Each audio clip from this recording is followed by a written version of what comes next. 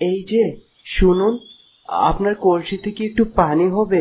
দয়া করে আমাকে একটু পানি দিন, তৃষ্ণায় গলাটা একেবারে শুকিয়ে যাচ্ছে। হ্যাঁ নিশ্চয়ই, এই তো আমি কলসিতে জল ভরে বাড়িতে ফিরছিলাম। বাহ, কি রূপবতী মেয়ে! এত রূপবতী মেয়ে আমি আমার জীবনে কখনো দেখিনি। যাক, ভালোই হলো, আমি আমার মনের মতো যোগ্য পাত্রে পেয়ে গেলাম। কিন্তু আমি যে রাজকুমার, এটা ওর কাছ থেকে গোপন রাখতে হবে।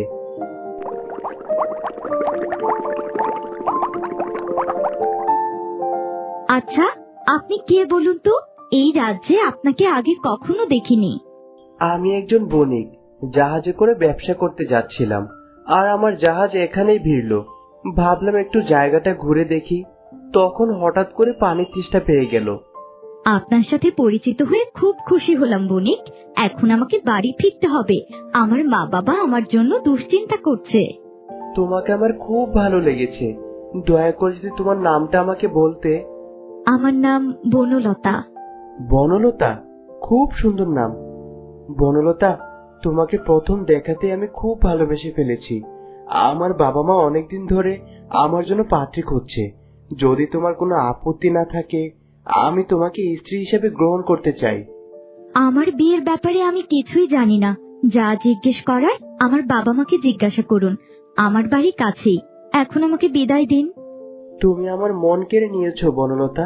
প্রথম দেখাতেই তোমাকে এতটা ভালোবেসে ফেলবো ভাবতেও পারিনি। ঠিক আছে, যত তাড়াতাড়ি সম্ভব তোমার বাড়িতে আমি বিয়ের প্রস্তাব নিয়ে যাব।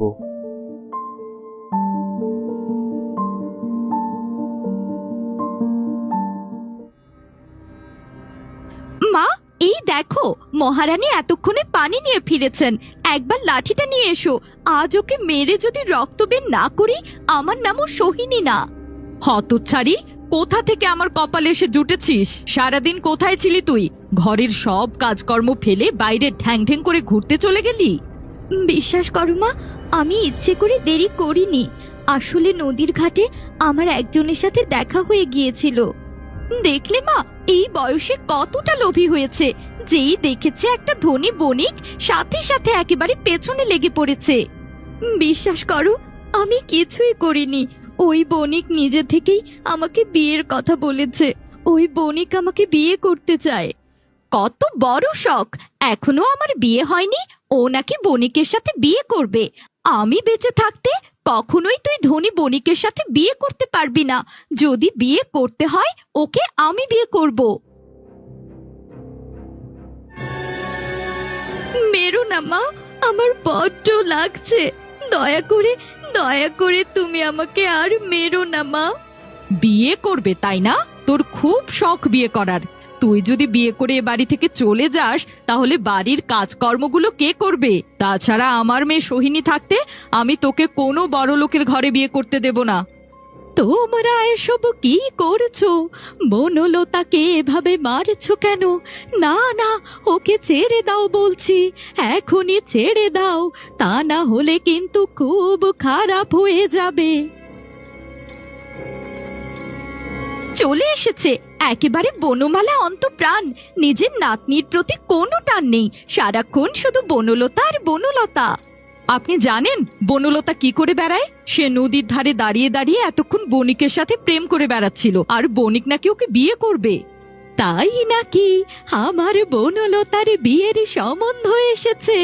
এত আগুনের মতো রূপ কোনো বণিক পছন্দ না করে কি আর থাকতে পারে? বুড়ি, এখনো সময় আছে। এই বনলতাকে তুমি বোঝাও, তা না হলে কিন্তু তোমাকে আর বনলতাকে আমি একসাথে বাড়ি থেকে তাড়িয়ে দেব। একবার নিজের দিকে তাকিয়ে দেখেছিস? তোর কোনো দিন বিয়ে হবে না। তোর মতো কুৎসিত দেখতে মেয়েকে এ পৃথিবীর কেউ বিয়ে করবে না। এত বড় কথা আমাকে বলতে পারলে আমিও দেখব ওই বণিকের সাথে কার বিয়ে হয়।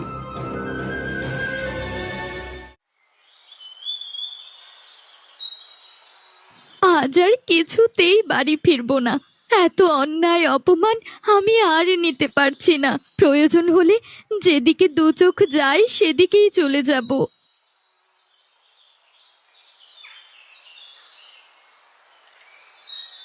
আরে বাহ, এই ফুল গাছটা দেখতে কতই না সুন্দর, একেবারে লাল টকটকে ফুল। যাই, ফুল আমি ছিঁড়ে নেই। দয়া করে আমাকে ছিঁড়ো না, আমার গায়ে হাত দিলে আমার তীব্র ব্যথা হয়। এবার বলো দেখি, তোমার কি চাই? আমি তোমার একটা ইচ্ছে পূরণ করব। না না, আমি তোমার গায়ে হাত দেব না, ভয় পেও না। আর তোমাকে আমাকে কিছুই দিতে হবে না। তুমি চাইলে আমাকে ছিঁড়ে ফেলতে পারতে, যেহেতু তুমি আমার গায়ে হাত দাওনি, আর তাই আমি তোমাকে একটা উপহার দেব।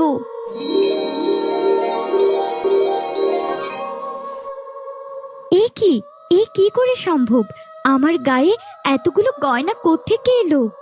নাও বন্ধু, এ আমার তরফ থেকে তোমার জন্য উপহার। আসলে আমি কোনো সাধারণ ফুল গাছ নই। একটা সাধু আমাকে মন্ত্র বলে এখানে পুঁতে রেখেছে, আর তাই আমি একটা জাদুর গাছে পরিণত হয়েছি। এই গয়নাগুলো নিয়ে তুমি বাড়ি ফিরে যাও, তোমার বিয়েতে সোনাগুলো কাজে লাগবে।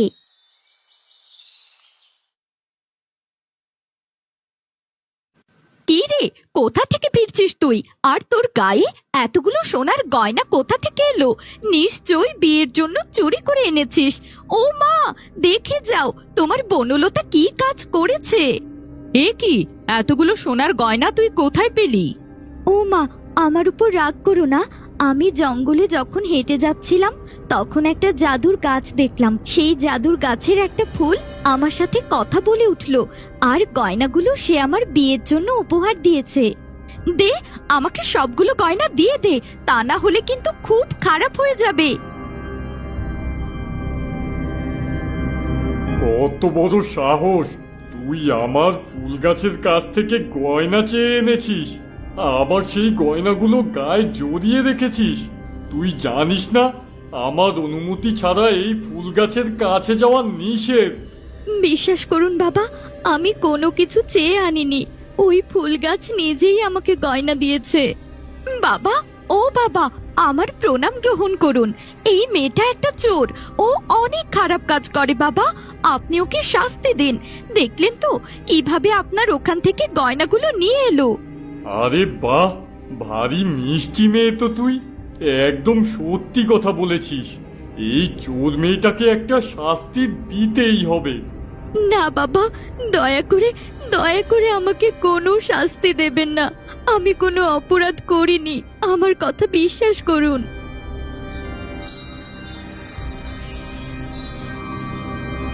আমার গাছের কাছে গিয়ে তুই গয়না চেয়ে এনেছিস, এখন আমি নিজেই তোকে একটা ফুল গাছ বানিয়ে দিলাম। এবার বুঝবি কত ধানে কত চাল। একদম ঠিক কাজ করেছেন বাবা, ওর মতো মেয়ের এমন শাস্তি পাওয়া উচিত। ও বাবা, আমার মেয়েটাকে আপনি একটু সুন্দরী করে দিন বাবা। আপনার কাছে আমার আর কিছুই চাওয়ার নেই। তোর মেয়ে আমাকে সত্যি কথা বলে আমার কাজে সাহায্য করেছে, আর তাই তার রূপ আর সৌন্দর্য আমি বাড়িয়ে দিচ্ছি।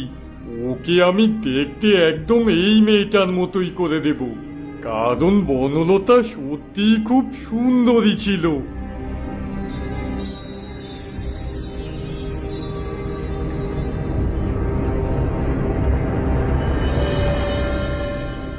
এ কি সোহিনী, তুই তো দেখতে একদম বনলতার মতো হয়ে গেছিস।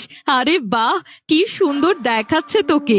যাক, ভালোই হলো, আমার ঘাট থেকে একটা আপদ দূর হয়েছে, আর তুই দেখতে বনলতার মতোই হয়ে গেছিস।